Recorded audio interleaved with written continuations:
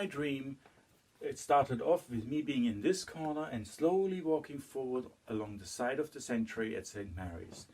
And the seats were filled with young ladies in traditional dresses and in colorful outfits. Also the balcony in front of the Kloiker organ was filled with young ladies, and in the center, through the front doors, there came a procession of ladies.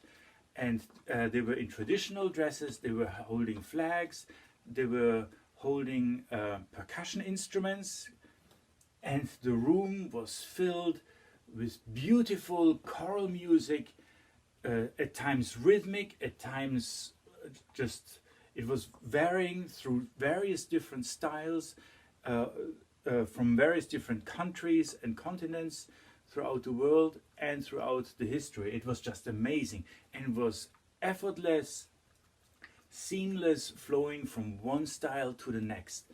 And so the procession ladies were just filling the room, and the music was just everywhere. It was amazing. I was walking forward, and the organ music was supporting the singing in a wonderful, beautiful way.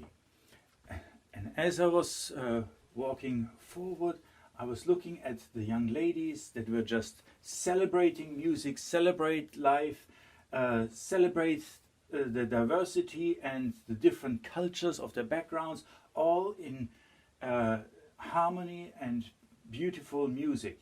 And the procession was coming forward and filling the front area past the crossing. And I was there on the side, and I heard the music also coming from above, the organ music.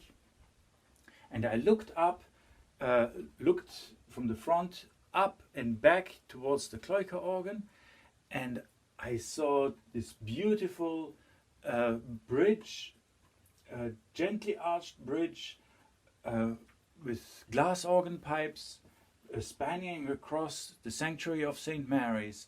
And through the glass organ pipes, which were clear glass, I could see, just like water, I could see the image of the existing Kloiker organ, and I could see all the colors of the celebrating young ladies and the flags, just like through water. It was just marvelous, and the sound was coming down. Also the beautiful, strong, mellow bass sounds were emanating from the organ chamber here and supporting the singing and the celebration of the young ladies. It was just a magnificent, wonderful place of worship filled with life and color and character and music. Tell me about the unfolding. What was beautiful also when I was up front was that this bridge that spanned across, it was the bridge work was aluminum, and there was the glass pipes were above, and they provided also motion in the sanctuary, because the bridge was unfolding and reaching and bridging across to the other side of the sanctuary. And while it was playing and while the celebration was going on, also then it was folding back up in 3 sections, almost flat in front of the original organ case, and then unfolding again. And all that time there was this motion of sound coming into the sanctuary, just like a reaching arm and then retracting again. And down here there was the celebration and still the motion and the filling of the front area, of the chancel area, by the young ladies with the flags and the color and the percussion instruments. It was magical. There was motion within the congregation, there was motion in the sound, there was motion in the instrument filling the room. It was beautiful. So I know that you are a pipe organ builder, and so Yes. It's the most natural thing in the world to figure out how to make what you saw. So what can you tell us about how it looks? If you want to draw it on the screen, that's great. or what can you tell us about how you know it would work and how it can be built, how this really amazing dream can be made a physical reality? The amazing thing was that that was precisely my question when I woke up in the morning. How can this be?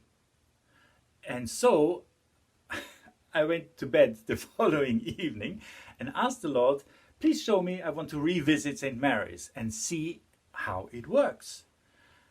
And sure enough, well, not sure enough, but here it was. I entered my dream again, and this time, while it was happening, I looked up and paid close attention. How is the bridge made? How are the hinges made that allow the opening up and the carrying on of the stresses and without collapsing in itself?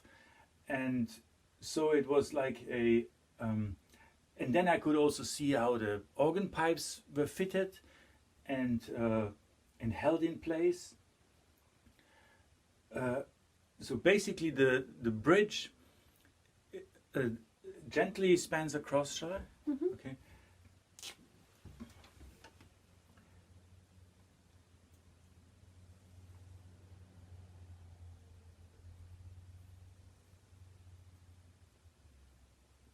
The bridge gently spans across in an ever slimming arc, roughly about with an elevation of about 18 inches from the center up, and it is in 3 sections. A short, roughly a 4-foot long section, then roughly an 8-foot long section going slightly over the center, and then a 9-foot section following it and roughly completing the 25 feet or so going across. Explain to me how it unfolds. This first section, there's a very strong hinge and also an extension with a pole coming up to another hinge up here. This first section wraps towards the front here, comes towards the front, and the tallest pipe is closest to here. And then the pipes get smaller as they go up in frequency, up the keyboard, and so they describe actually a gentle curve like so, and then stop roughly about here. And the mouths are all more or less on the same level going across. And there are those glass pipes providing, and there's also a pole here and a pole here with steel cables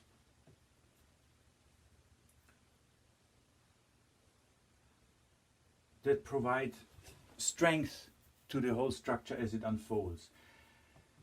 Yeah, and it's Show from the top how this thing unfolds. from the top. Okay. Well, use your hands or something.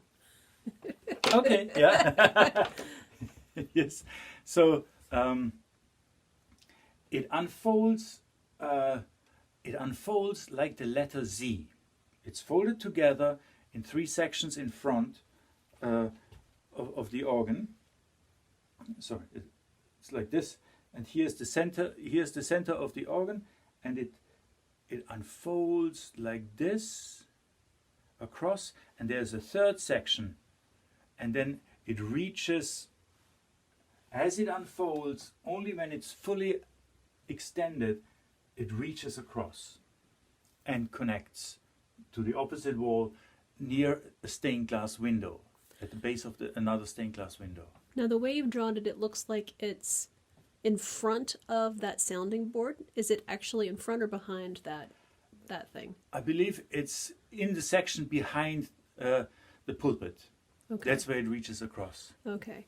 And then what happens when it bridges across and reaches the other side? This glass bridge needs to meet up, needs to have a purpose to reach across. Not just a visual, here I am and I can meet the other side. There needs to be a purpose what happens when it is extended.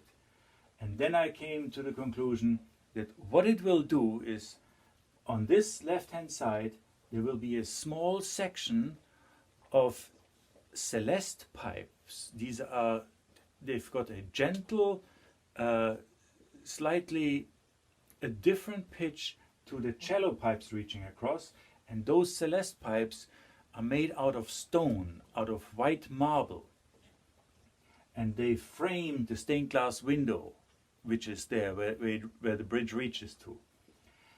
And those white marble stone pipes, which have a gentle, beautiful string-like sound, they interact in their pitch to a beautiful, undulating, almost human voice with the cello, but they only start working when the bridge reaches across and provides air to this section and provides electricity to make the valves work. So unless the bridge is unfolded and fully extended, these stone pipes remain silent and will not work. And they represent the future. The old instrument, the original instrument, represents the past of St. Mary's. The cloica instrument represents the current, the presence of St. Mary's. The bridge represents the currently young ladies that are educated and being brought up to maturity at Chathum Hall. And as they reach across, as they unfold to their full potential and bring music and life and breath across, then the future of Chathum Hall and St. Mary's comes alive and also joins in with the music. That is the vision.